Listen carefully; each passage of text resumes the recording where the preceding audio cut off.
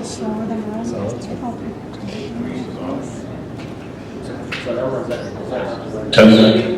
Hello? Hello? Project? Don't project. Hello? All right.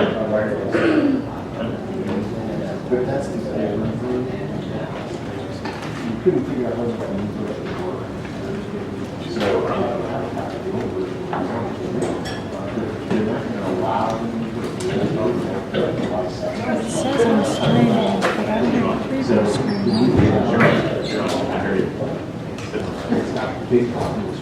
Just click on the screen underneath it to start.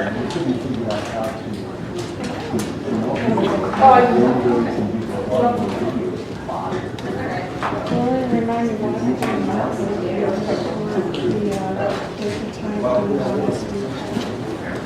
I got everyone running except David to do it. I would just go in there and better run. If we was done there, I would want to go in. 10% better.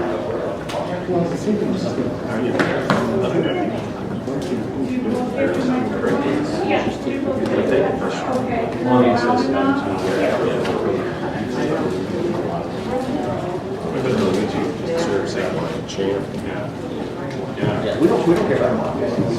We just somewhere. Yeah, YouTube.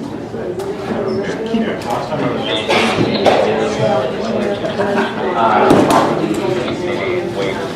I really like for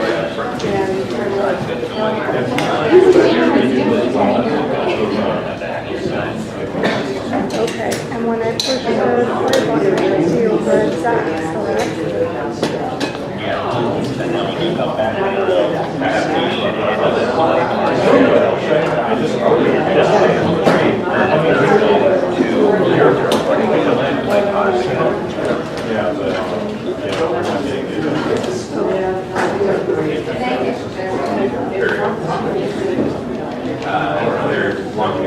How much can I have for using for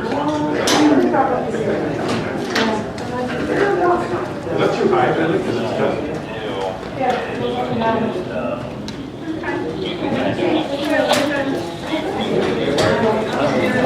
Well, don't judge me. Judge Julie. Yeah, we'll make sure we can read it. So how are we going to control it? You have a run? Yes, 6, 7 minutes, yeah. What's the clock?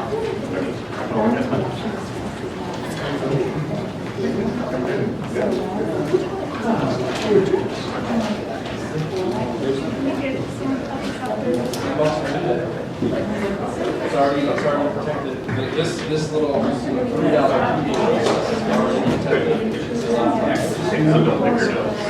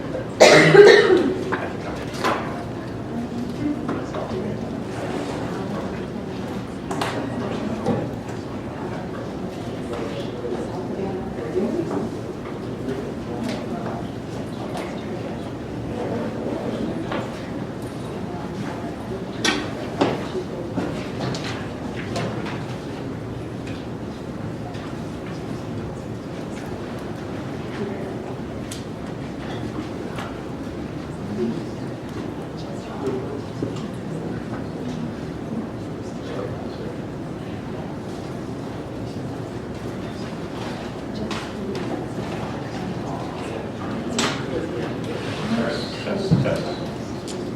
Mic is too hot.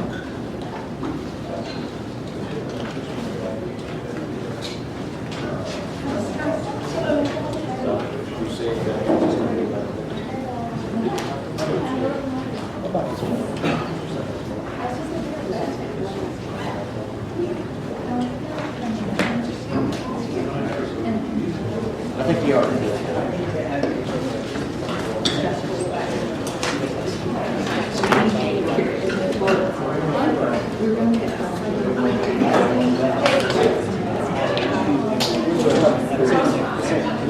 sometimes I didn't know a lot. He's like, he often did this, you know, that's not what he would never tell him. He's like, he's not going to do it.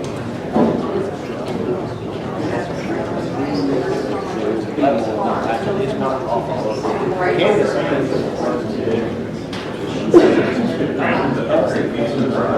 Bill Hall? My colleague Jill. I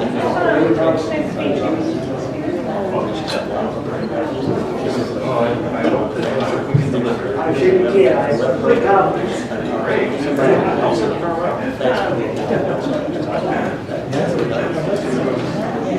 So hard.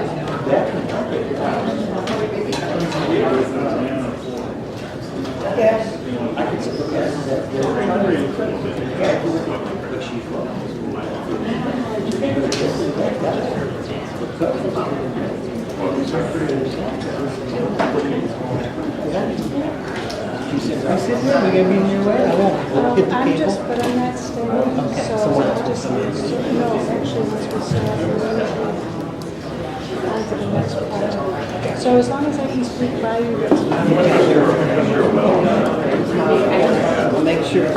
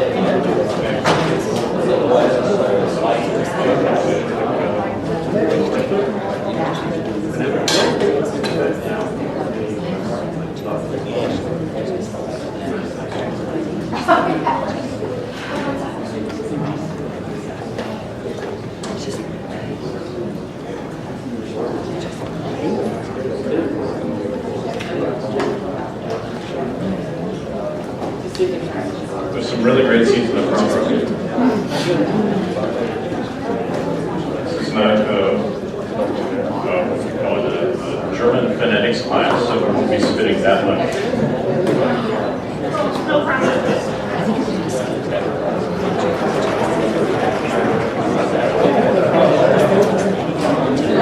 Okay, thank you for coming. Let's get started. I see there's no Linux row in this session. Or is there? Okay, all right. I'm Phil Bull. This is Julie Towson. We're from Pepperdine University. Welcome to possibly one of the most dynamic sessions that you'll be attending at this conference. Thank you for that response. All right, well, obviously we need an icebreaker. So how many librarians do we have in the room? Oh my. This is more than we anticipated. How many law faculty? Okay, we're going to keep track of you guys, especially Gillis. How many instructional designers? Oh, I'm all alone? Ed tech type people? Okay, me, kind of. All There right. we go. And how many of you are librarians, ed tech types? All right, that's 2 hands, but. Cool. Well, what we want to do is kind of tell you what we've kind of been working on at Pepperdine. We don't have any plans of perfection or excellence, but we think we're making some progress in this area.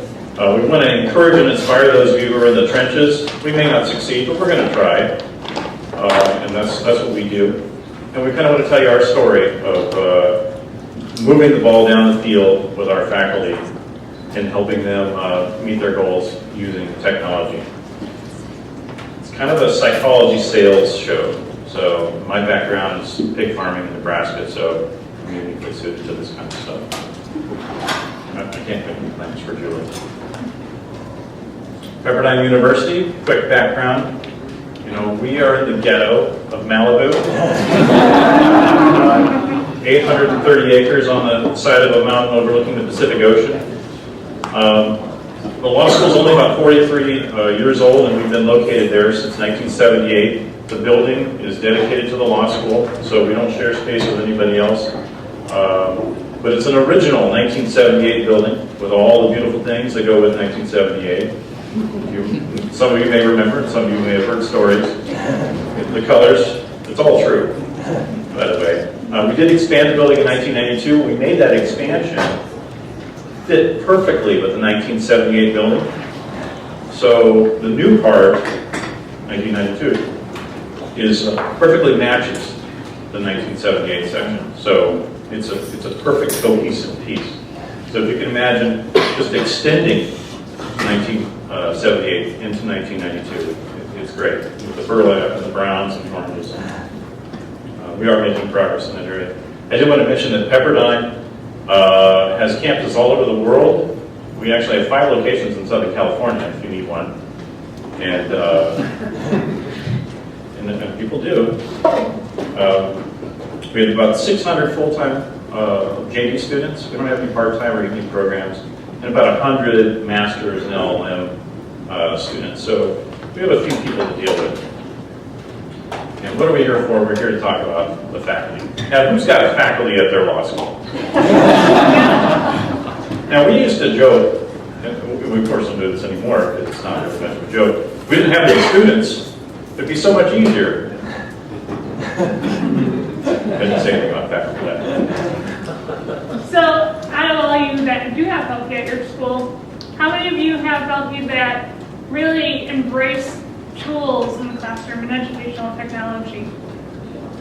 Okay. How many of you have... Those are tentative hands. How many? Okay. How many of you have faculty that are more hostile to technology? And if you're one of those faculty members too, then you can raise your hand. Oh, please stand up. No rotten tomatoes being thrown here. So at Pepperdine University, we've conducted some research to see how our faculty use technology. And as you see, technology is cross-software because we're trying to engage our faculty without using that keyword. And here, our analysis was an objective assessment in which we gathered data. What we did was we sat down with the entire Information Services Department Everyone received a matrix, and they completed that matrix as an observer of each of our faculty members. By the way, our faculty don't know this. But I guess they're watching. Well, anyways, our information service team filled out this matrix, and then we took the average of the scores to get the results that you see here. And there's no surprise, we're middle of the road. In terms of comfort level in using tools in the classroom, about 50% of our faculty are comfortable. And in terms of their ability and their skills in using these tools, about 60% of our faculty are at an intermediate level. And this is good for legal education, right? I hope so. Some nods. The next step is to reassess our faculty, but we want to pull in our library staff. We have this great program at Pepperdine where we have a faculty liaison program in which our research librarians are paired with faculty members of their specialty. So what this means is that we've got an insider view of what our faculty need, what they look for, and basically their overall persona in the classroom. And so as we reassess, we're going to try and create a customer relationship management model. And the end goal is to limit that silo effect that we see where one person may work with one faculty, but they don't share that information with support team. We want to eliminate that confusion so that our customers, our faculty, get an overall support and there's no miscommunication about their needs. Can I ask, has anybody used like a CRM to keep track of faculty scholarship focus and that kind of stuff? Computer phobias, that kind of thing. We started a couple of times to build this. We used Excel, we played with Access, we looked at outside products to kind of keep track of different things. I mean, how many of you know faculty spouse names or children names from working with them? Some do, some don't. This is the kind of stuff we want to keep track of so that we can better know our customer base. Well, maybe we'll do a presentation next year at Cali on our secret. Our terrible failure. So our overall goal is to reach all of our faculty members and by communicating with them and help them raise their comfort level with tools and enhance their skills in the use of these tools. Now, we've already talked about our faculty a little bit, about Pepperdine, but we want to talk about the role of instructional experts, and I know that there's a few of us in here. It's kind of a sales job. You think? By the way, feel free to, come throw things, but, we can interact a little bit. It doesn't have to be a stand and deliver. Now this. Help me. Help me. Help me.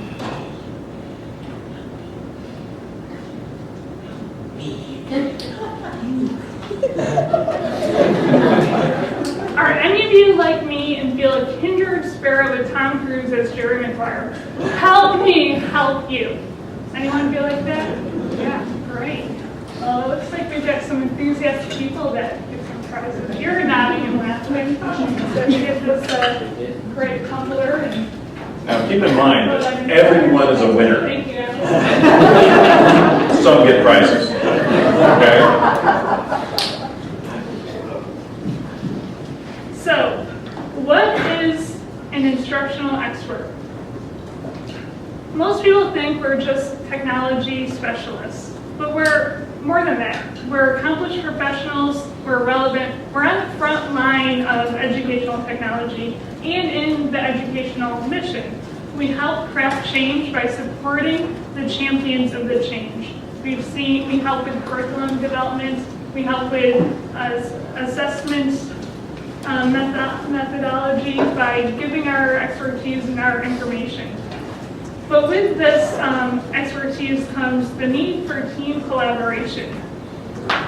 We need to collaborate with our faculty and staff, and in order to do so, we need to develop relationships and trust. And the goal overall is to help support the educational mission of educating our students, have great instructional outcomes. But when we develop these close relationships, we also need to make sure that we have boundaries. Bill, I think you've got a story about boundaries. And Well, has anybody ever had to help a faculty member with their kid's computer? More than once? I mean, obviously, and you know, we're not breaking any new ground with this presentation, I know, but I mean, we're trying to think about this holistically. How do we think of ourselves as we help our faculty? You know, we have a lot to contribute, and we're not necessarily, forgive me, faculty members, we're not necessarily going to be perceived as being on the same tier as a faculty member, but I think when we approach this, you know, we are, actually I can't claim too much, many of us are experts at the stuff that we do, and you know, we need to go in there with the confidence to know that we have something valuable to bring, we're relevant, and we, you know, we need to walk in there with some confidence and know that there's a reason for that, and the reason is to support the educational mission of the institution, and also to support these faculty as they are trying to communicate with students that have other distractions. We don't need to go into that. We won't discuss Wi-Fi in the classroom. If you want, we can talk about printing. Phil's key point is support and advocacy. As an instructional expert, as a educational technology librarian, our role is traditionally to advocate for the tools. However, we need to take this look and advocate for the people who use the tools. Let me repeat that. We advocate for the people that use the tools. If I can just jump in. I mean, for many years, we've talked about implementing things and doing cool projects. How many of you have been in a position where you find out, shoot, I've got to really advocate for the person and not for the product? I mean, I've been somebody who's been like, oh shoot, we spent all this money on this thing, we got to get somebody to use it. Has anybody ever been in that position? Dax, don't raise your hand. I remember talking to Dax about their new building at Marquette, and it sounded like, and correct me if I'm wrong, if I single you out from the back row, that a lot of that stuff was applied to you, and it wasn't the sort of thing you went asking for. I mean, how many fiber connections do you have in every classroom? It's like 12 or something, isn't it? But we want to make sure that we are not there to support the LMS system. We're there to support the faculty member. And again, it's a site project. Right. And as we all know, tools will fail. It's the game of technology. Sometimes it doesn't work, and you don't know why it doesn't work. What's important as an instructional expert is that it's okay that a tool fails, but it's not okay that the person fails. So that's where we stand at advocacy. Can I tell a story? Yes, you. You know, as an advocate, you come forward and be happy to hear some other stories too. I've been doing this for a couple of decades. And you get all kinds of people asking for things, wanting to do things. We have a professor who really likes, what's that assessment? It's not iClicker. Yeah, Pull Everywhere. Pull He Everywhere. really likes Pull Everywhere. It's much better than what? But it's much better. It's the best. It's perfect for him. But we have a ton of money invested in Turning Technologies. Anybody know Turning Technologies? A ton of money. And, you know, completely unfunded ton of money. Kind of thing where other people suffer because of our investment in that. And so he comes and says, hey, I really like, this is a great product. We've got to do this. It's perfect. You know, meanwhile, we've got a dozen or more faculty. All the students have these Turning Technology clickers. And I have to say to them, we don't have the bandwidth to support everything. Now, how do you say that just pretty nicely? Especially someone who's an advocate for your group. And so we call that the redirect. Maybe we could just like help you a lot with Turning Technologies. And you know, learning how to do that dance is really a challenge. But a lot of it, and we're going to say this a few times, a lot of it's predicated on the relationship with the professor. And he still smiles at us. He doesn't say a lot, but he still smiles at us when we see him in the hallway. We have another professor. Jill can talk about more. Yeah, my turn to share a story. We have another professor, wonderful lady. You know, she does all she can in her classroom. she doesn't like carrying her laptop that we've issued her and we've set up for her and given her all the tools and bells and whistles and things that she'll use on this laptop. But she won't carry it down to the classroom to plug into the system. At this point, it might be good to note that it is a 1978 classroom. There are no computers in the lecterns. Yes. So we worked with this one professor, and we realized that she was taking her PowerPoint slides, printing them out, black and white, color, whatever available, and taking the papers down and using a document cam to show them to her class. Which you can annotate in real time. Yeah. Pretty crafty. One of the best tools invented, the pen. So here, we know that she had her physical problems with carrying the laptop down to the classroom, but we gave her an accommodation. We gave her the document camera to show those PowerPoint slides to her students. And she annotates them, she copies them, she'll even scan them in and give them to her students after class. This is how we accommodate. So we've done a redirect, we've done an accommodate. Yes. We have a compromise professor who wanted to do MOOCs using Coursera. Yes. And my impression of Coursera is it's more than we can afford. Like any school, we're on a limited budget. We have to pick and choose where we spend our resources, not even just the money, but where our staff resource time is spent. And for any of you that are working on flipped classrooms or online education, it takes a lot of time and effort and money to use these tools to make it an effective class structure. But this one professor was, very interested in doing flipped classrooms and MOOC. So we struck up a compromise. Instead of using the technology Coursera, which we don't have in our budget or time to use, we've offered our lecture capture tool for him to use. One that we've already have in our toolbox that we use regularly. Our staff knows how We're to not use that advocating tool. for that tool, by the way. We're advocating for the solution the professor is seeking. Yes. And I say that with a straight face. So that's one example of how we compromise. So we accommodate, redirect, and compromise. Finally, there's the friendly chatter, which is the fourth group of people that really aren't interested in being helped by anything that we have to offer. We have a professor who will say with a great deal of vigor, I am an audiovisual aid. I don't even use the whiteboard. So, that particular professor has been a great advocate for our team, but he's fine. He doesn't really want anything. If you just make sure that his laptop can get him into, the basic email, Skype with the grandkids, that kind of thing, he's good. So again, we advocate for the people.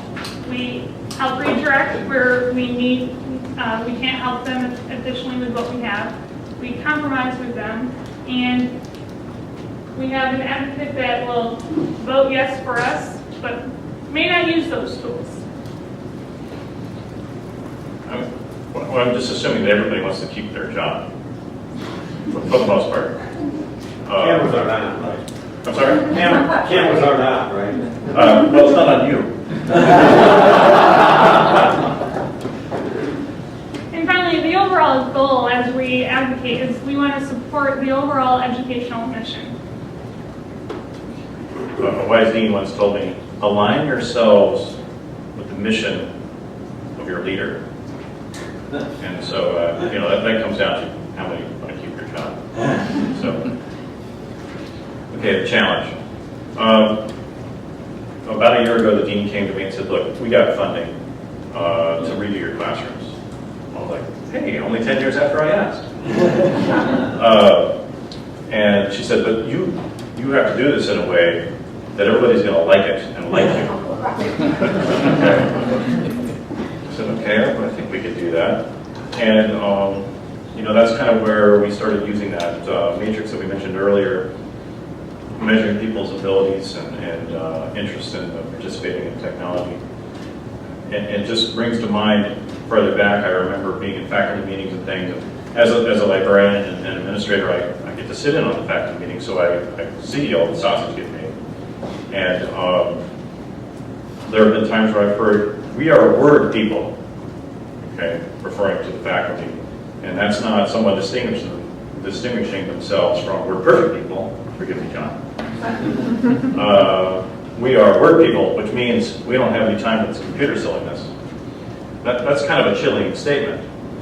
In another meeting, smaller committee meeting, where we talk about technology in the classroom, why would we waste our money on doodads in the classroom? And that's a rough paraphrase. Which led to later when we found out that we were going to spend, I don't know what it was, like $20,000 on the classroom. Why are we planning to waste money on the classroom tech that nobody uses? And that's the perspective of a faculty member who is thinking of only tenured faculty and folks that are just not using tech. And in this case, it was probably about half of the tenured faculty had no time for tech. We've gotten a little bit beyond that. So that's kind of where we're coming from. And we're in a different place now, thankfully. But the challenge really is still getting folks to think about how are we going to innovate, how are we going to keep the attention of our students, how are we going to communicate this content and get our students in a position where they can master it. And when I say innovation here, it's not innovation in higher education or innovation in even legal education, it's innovation at Pepperdine Law School where we've kind of been a little bit, shall we say, traditional in our approach to legal education. So, first, you can lead a horse to water, but you can't make him drink. You probably don't want to dunk him. You don't want to force him to do anything. So we got the money to do the classrooms. How are we going to get the faculty involved? Well, 2 years ago, we built out a classroom and we stuck everything we could think of in it that we could afford. And it was one of those stone soup projects, where you say, oh, it'd be really great if we just had enough money to get a carrot. Oh, it'd be great if we could put a little meat in the pot. And we collected over the course of, this was a very stressful time because we had like $25,000 to spend. And we ended up spending, I was able to gather 120 grand together and get a pretty nice classroom. And when that classroom was finished, we thought, oh, geez, I sure hope somebody uses it. It became very, very popular. So popular, even with the senior tenured faculty who we've never really even seen use tech in the classroom, that people got very, very angry if they found out they didn't get that classroom. To the point where it was almost fisticuffs. And we have a very friendly faculty. So you can imagine going from super friendly to very antagonistic. We felt, wow, we've got a success on our hands. Except when they would try to use us to intervene on their behalf in the Dean Suite. Phil, I don't know what happened, but I was supposed to get that classroom, and they didn't give it to me. Can you get it for me? Well, and one thing I tell my staff is we never say no to faculty. We always respond with, let me check on that. At any rate, we were able to get people really interested in using the tech. Thank God. So we had a playpen for them to use. And it wasn't perfect. It was new, but it wasn't perfect. Anybody who's ever had a new classroom, was it perfect right out of the box? Let me see those hands. It's still not perfect 2 years later. But it was a test bed. We had video conferencing built in, clickers, lecture capture, cameras, dual screens with dual source. It was nice. It still is nice.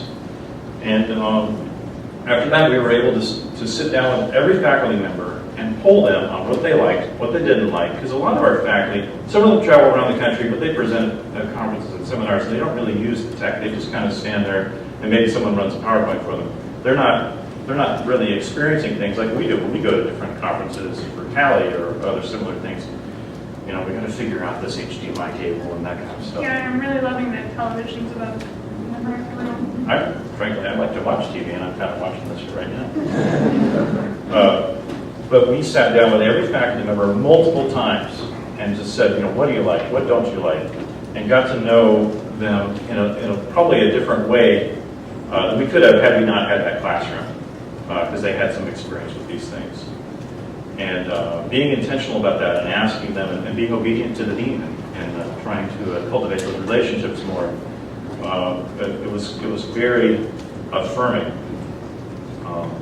And in doing this process, this is where the title of our talk comes in. We realize we're using the wrong language. after all the years that I've been doing this, we frankly had given up on being able to do much with classroom tech.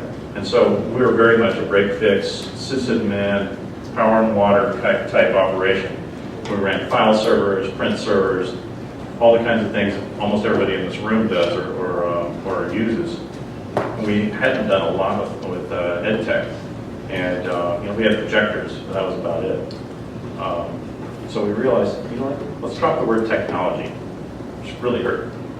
My title, Manager of Instructional Technology. How do I tell people what I do without using that T word? She's manager of. Manager of. I wanted to make another comment about this, and that was, we found it was so important to do this because we have students coming in our building to visit our campus, which frankly doesn't look that bad. You saw the picture. The blue big ocean mountains, that kind of blinds them and kind of disillusions the 70s look of the classroom. One thing that isn't in the brochures, though, is none of the classrooms have windows. So we want to compete for students. We want to win the competition for students. And we're up against USC, UCLA. There's another Catholic school, I can't remember the name. Loyola, are you sure? They're really not.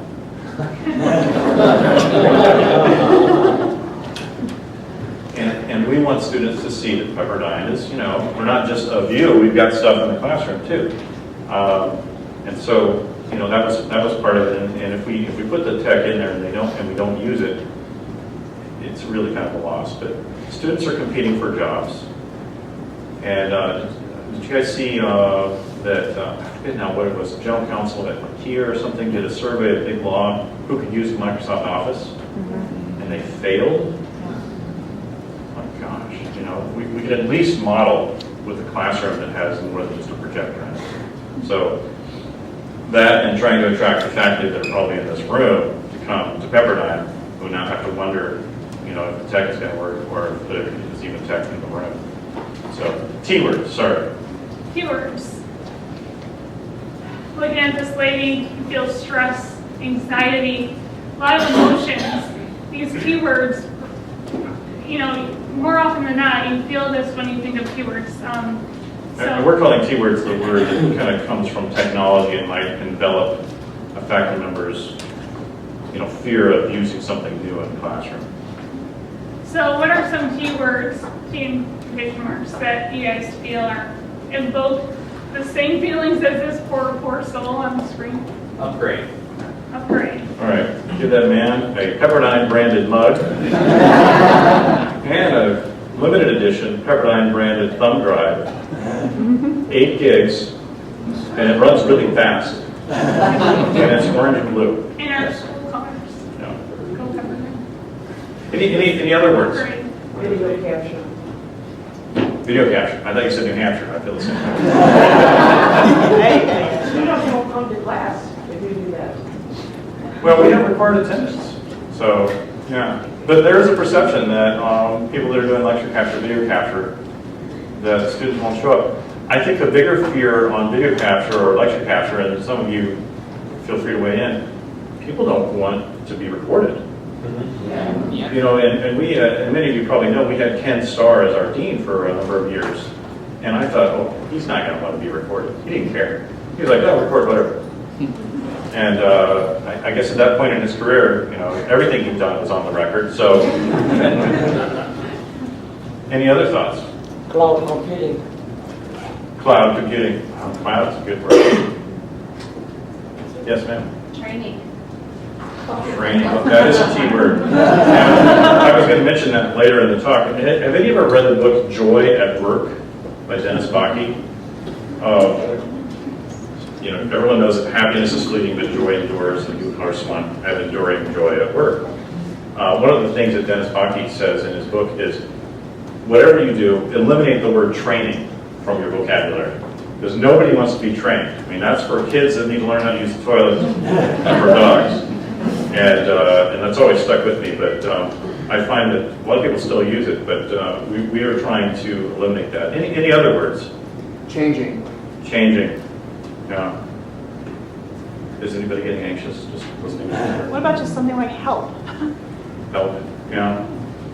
It doesn't. It takes technology out of the equation. It's just globally, you know.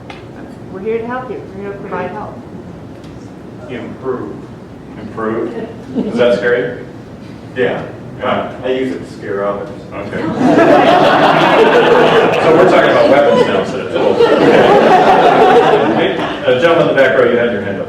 I've dealt with a lot of faculty who want to bring in other guest speakers via video conferencing. That's the word. Okay. And they never, I mean, even if it were easy for them to do, they still want to be there to do it for them. So it's like video conferencing. The kind of ICANNs of you're better at that, dude. Yeah. Well, you should use the word teleconferencing so you get the tip. Well, we're really in Skype. The Skype is the best. Yeah. Any others? Now, we have kind of a concierge service model at our school, but probably it's growing out of a necessity, and that is, if you want or need something in the classroom, we are there. And I've had 2 standing ovations from our faculty over the 20 years I've been at Pepperdine. One of them was when we put synchronized clocks in the classrooms. Okay? I hope that doesn't reveal too much. And the other was fairly recently, probably in the last 5 years, we put hotline phones in the rooms. And that really helped a lot, even though we didn't really have much tech in the room. People felt a lot more comfortable knowing that. And these are phones that you pick it up, you're already talking to somebody. It's like the bat signal. Pick it up, we're there. And I went $14,000 over budget the last year at student worker money, paying for people to run to the room when the phone gets picked up. But you know what? I do it again. I might do it again. Whoever happens to be watching. We, of course, would shift funds from another account to cover that. You know, it's critical that people feel like they're in a safe place. And so, my goal with this Wordle was to create a jumble of mess that may invite some anxiety in a faculty member. Is it working? Not for us. Well, this is the But I mean, these are the terms that we've come up with that either we get a blank look from a faculty member or a little bit anxious. And of course, we have people that are really interested in doing all kinds of crazy stuff with tech. But we're talking about the folks that we're trying to keep move along the continuum of using the tools that we have. Right, using these words really deflates enthusiasm. And we want enthusiastic professors in a classroom. We want that atmosphere. We want that excitement in the classroom to help our students get excited with what they're learning. We recently had, you know, words have meaning. I always tell people words have meaning, usually when I'm about to insult them. But it doesn't happen right now. We recently had a redesign of the university portal where you go in and get your HR information, make sure you're getting, you know, what you think you're getting paid, and all those kinds of things. And when they redesigned the portal, they renamed some of the links. And one of the links they renamed was there had been like a student thing and a staff thing and a faculty thing. And they're like, everybody's staff at the university. Why don't we just make it the staff self-help link? And all the links are under there. Well, I don't know about at your school, but at our school, we don't have any staff on the 3rd floor. That's where all the faculty offices are. There are no staff up there. There's only faculty. And there's not a single faculty member that would click on something that was for staff, because that's not them. And I talked to several different people on the phone. You know, none of the faculty are finding what you're talking about because nobody's clicking on the for staff. And so they changed it to employees. You know, words have meaning. And you have to think about what the meaning is for the person you're talking to. Another recent one we've implemented the case device management system. Has anybody played with that from Dell? So far it's good, right? Is it good? I mean, this has just gone live in the last week. What's that? It's a big barrier to entry to get it going the way you need to get it together. Yeah, so we're actually at the rollout stage. So we just started rolling it out as a university. But the way this thing has been rolled out has been they've been sending emails to the entire university community. This is our colleagues at the University IT, who are wonderful people and they do a beautiful job. They're terrific. We partner with them all the time. But the way they called this, they called it device management at Pepperdine. So what does that mean? Device, mobile device, iPad, computer. I've got, in the last few days, I've gotten inundated with emails from our faculty saying, there's a note that went out saying, you're about to be upgraded, device management at Pepperdine. And they're like, is this for real? I mean, this is a phishing expedition, right? So I won't click on it. Don't worry, Phil, you train us, And this is real. Let's do this one. And so, we're talking about it in terms of not device management, but, automatic computer fix from Pepperdine.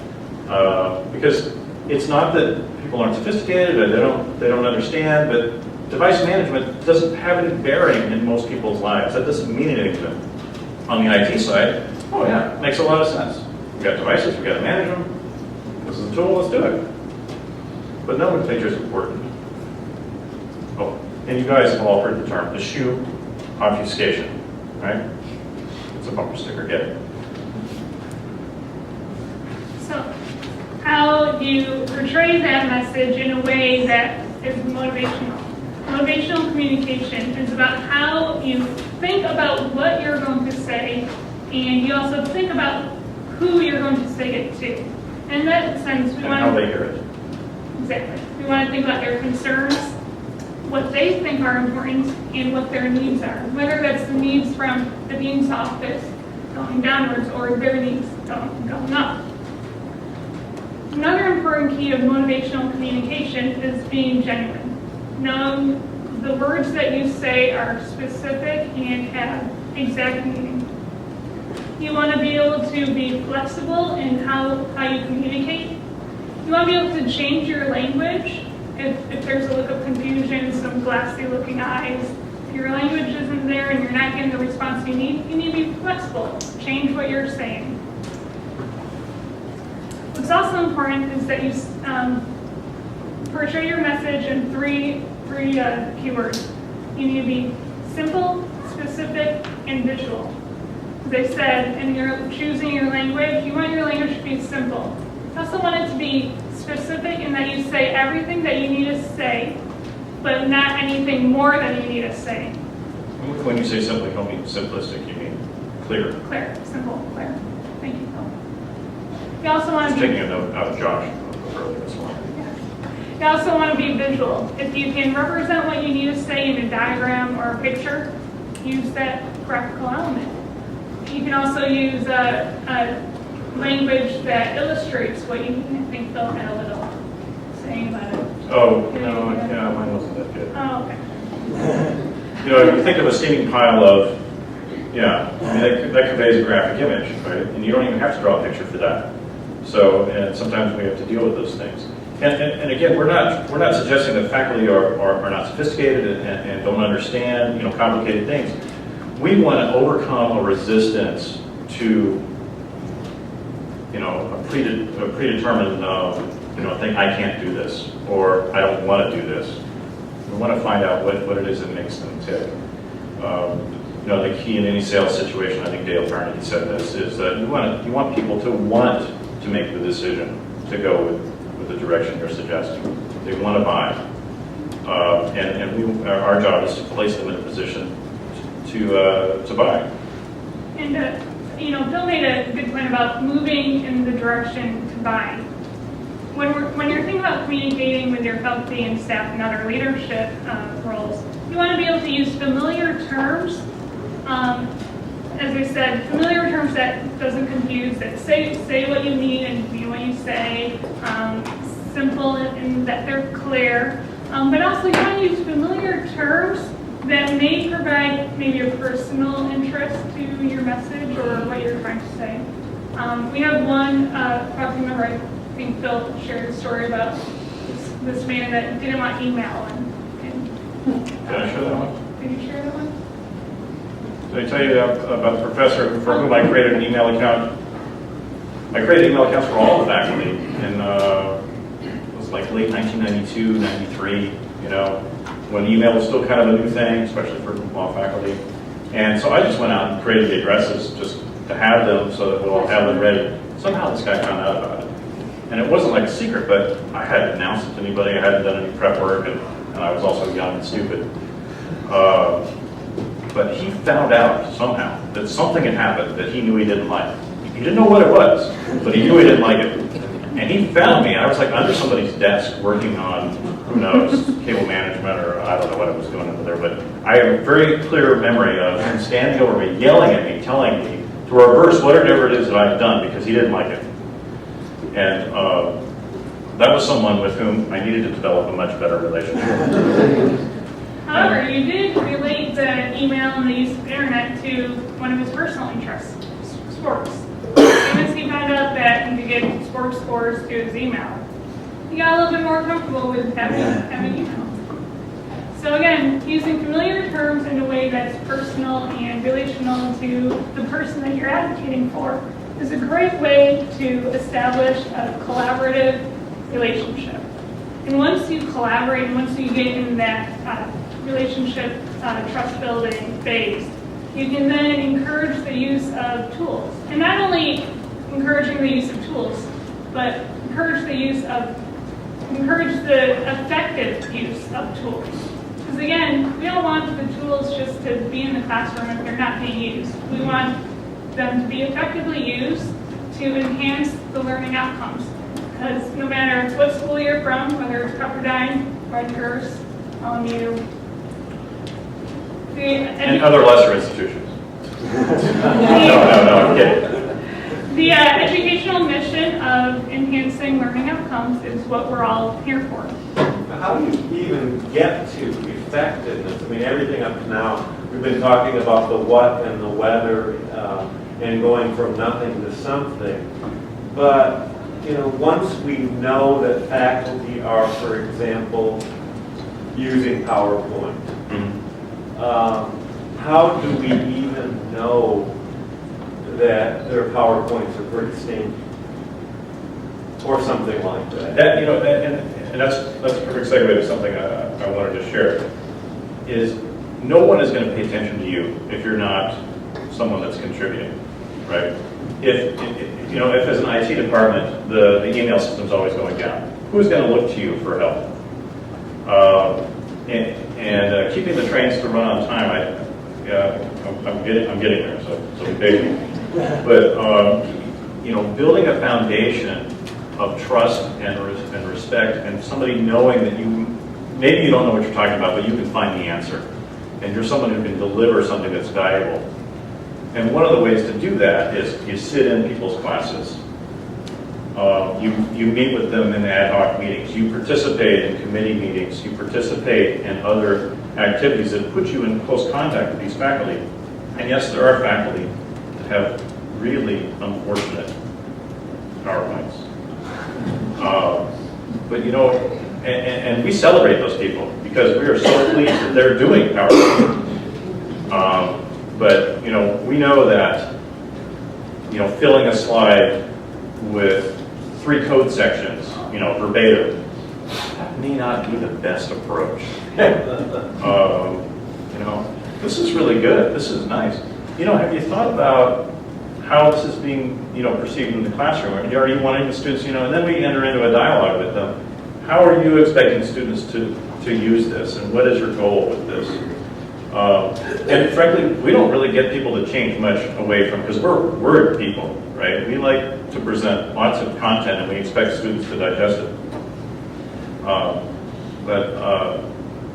It's a process, and we have people that are very talented with graphic design, and we can bring them into a circumstance like that where we can say, hey, look at this, we could change these colors, and what if you put that on some adjunct content that we can put on, we use Twin, we can put on Twin, and the students can get that, and we'll print it out because they can read it online, as opposed to making handouts, and try to redirect them away from it. Now, I had a professor who, as I saw him picking up his handout stack, like this high, I said, have you thought again about maybe putting this online?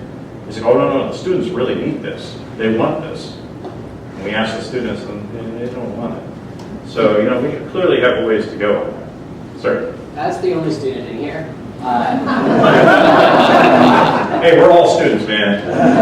yeah, so my question is, Julie mentioned something about the educational mission. And so a lot of what I'm hearing is about technology's expansion within the classroom as in and of itself, which I guess I'm someone who believes, has a lot of faith in the possibility for digital communication and embracing technology, like encouraging staff, employees, faculty, whatever you want to call it, on Twitter, for example, and then building discourse that way. I think that Ken has done a good job of that, and it's benefited a lot of people here. But my question is, the classes that I've taken with technology, sometimes I feel like, yes, it isn't being used to the fullest, but I want to know why in and of itself is increasing the number of PowerPoints, or increasing the number of document scanners, or increasing the number of any one of these technologies in the classroom. Why is that the goal? And is that the goal in and of itself? Well, it's not our goal. But so what is the educational mission? We want students to I say this in almost a trite phrase, we're moving barriers to excellence, but really what it means is making things easier to get to and to digest. And one of the things that we've been, I don't even think we're experimenting anymore, I think we're having success in this area is real-time assessment. And so I'm sure many of us have done this and we use the clicker. So, a professor can do their, either doing Socratic or just straight lecture, and then they'll put some questions up on the board, rule against perpetuities or something, and say, maybe they do a multiple choice or something on the screen. And they can assess in real time when students are grasping these concepts. And so rather than leave maybe 60% of the class behind, which we have a professor who's doing this in Wilson Trust. Yeah, she uses a turning point. She asks a question that maybe goes over a concept that was covered in the class prior. And as she gets the results from the polling, the question she asked, it occurs to her that if 60% of our students are not answering in the correct way, she can then discuss with the students why they went with answer A as opposed to the correct answer B. And in that way, she can adjust her pedagogy in the coming terms and also help bridge the gap, the educational gap that's occurring there in class. So, yes. Sorry, I was curious, what was it about that new classroom that you guys had that was so popular? I think that it was easy to use. I think that was the biggest thing. That and it had two screens. And 2 screens. That was the big differential. 2 screens and easy to use. The other thing is, and we kind of mentioned this, there are no PCs in our classrooms. Right. We have, we could have done a couple of doodad, bang out some different solutions to try and put PCs in the classroom, but all of our classrooms are on grade. That means they're on it's a concrete building. And in order to add a PC to the lectern, it was something that wasn't really going to be approved. So we needed to go in and cut the floors open, add AV boxes and electrical connections and all that kind of silliness, which we just finished like 2 weeks ago. So it's really exciting for us that we are moving into 1998. So, and we'll jump up to 2006, and we'll probably get closer to 2012 by the end of the summer. But yes, ma'am. So, the young man, our first student here, our reliable student, and you have a very good question. So, I think what we try to do at the University of Richmond is we look at, I hate to use the word technology, we've got this technology toolbox, we've got stuff in there. We think it's all cool stuff. And instead of looking at a piece of technology and trying to figure out how to wedge it to make it work for something cool, what we need to do, I think, as technologists, is the biggest thing we can offer, I think, our faculty and staff is our ability to listen to what they need to help communicate with their students. So we can have a classroom that's, not every bells and whistles and stuff in it. And it might not be appropriate for them to even use that stuff. And I think there's some times that faculty get excited about something new and cool.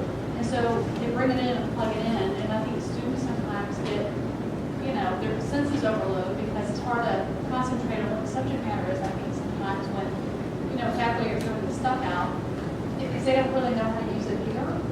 So, and it's very interesting for us technologists working with faculty because they don't want to hear what they're doing wrong ever. So, even if we're sitting in the back of the classroom watching a PowerPoint presentation, and if I'm ready to step my eyeballs out, I can imagine for students who, study for the class and actually know what they're listening to and I don't. So it's a very the keynote speaker today talked about being, all of us are anthropologists, and it's true. And we have got, I think, to be very effective with whatever we do. We really just need to listen to what the faculty are saying. Right, and listening to what the faculty are saying, listening to the problems that they're having, and listening to how they do instruct in the classroom, and maybe showing them, maybe not a different way, but shifting their perspectives and what they can do better is a good way to accomplish that goal.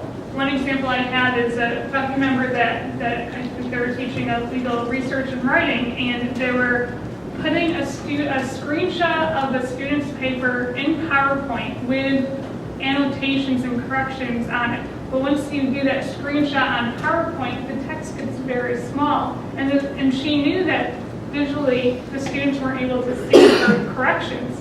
So I listened to that problem and I showed her how to use a document camera. The fact that she could annotate and correct the student's contribution right there in class and project it on the screen for the students to see was the way that we solved that problem that she had.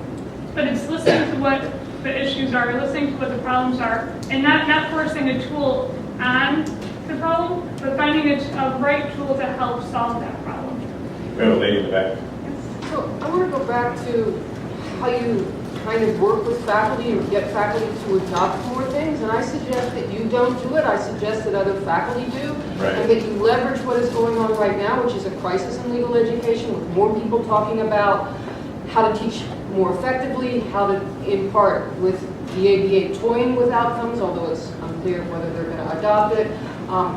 And we have success. We basically hold rounds for our faculty. I'm the academic dean, but we were doing it before I stepped in. We have faculty and our research librarians, other faculty come in and say, I'm doing this in my class, this is what I'm doing. We just had a discussion about flipped classrooms. It wasn't somebody saying this is how it can work. We actually had it set up in the faculty lounge. We had 15 laptops with Camtasia loaded on it, and we actually had them do a 5-slide Camtasia presentation working together. Right. They've seen it before, it was there, we had 5 people walking around. One of the guys who did it is actually doing one of the things here. But it's faculty kind of getting there and sending things out. So legal whiteboard, the law skills prof blog, all those things, sending things out to someone saying, hey, I see you're doing this in your classroom. Did you see this blog post on how to do it better? You don't have to include that how to do it better. But they're getting pushed to do this. Contact your academic team.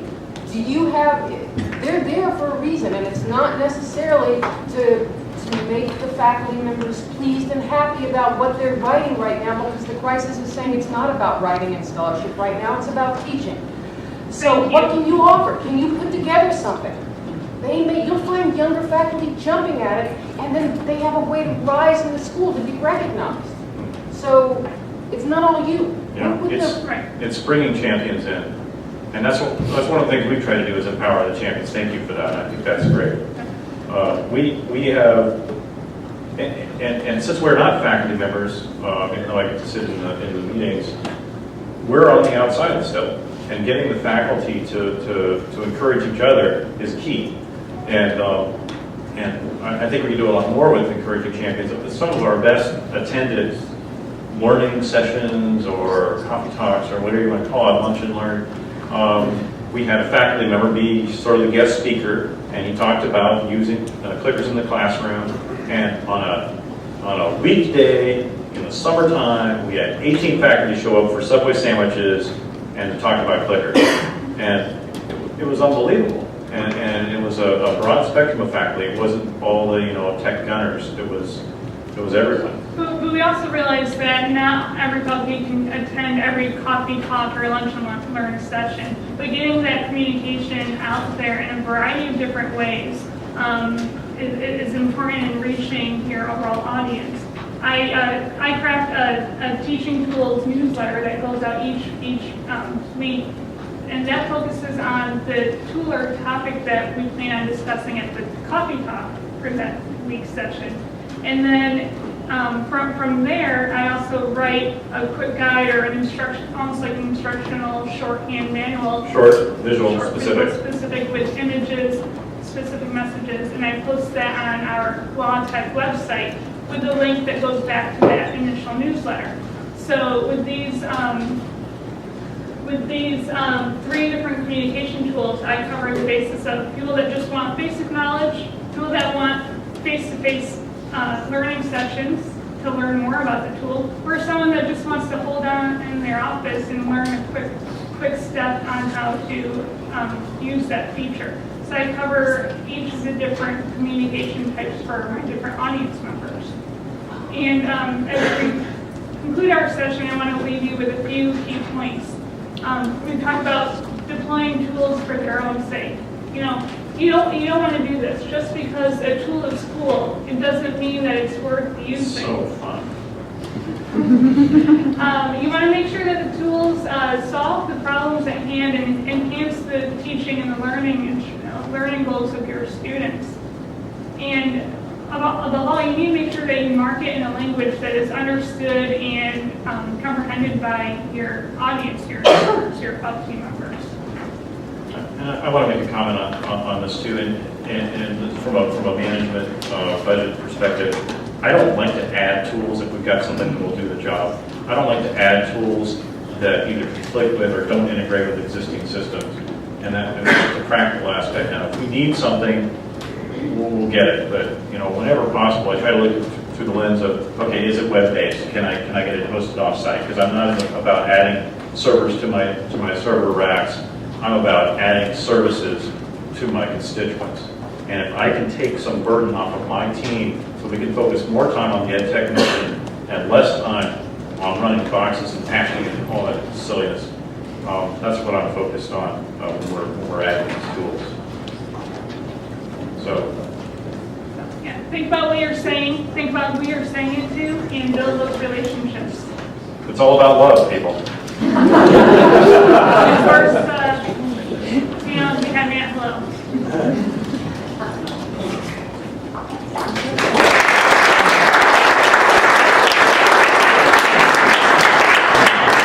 We'll be available for autographs later. Thank you all for your interest. Thank you.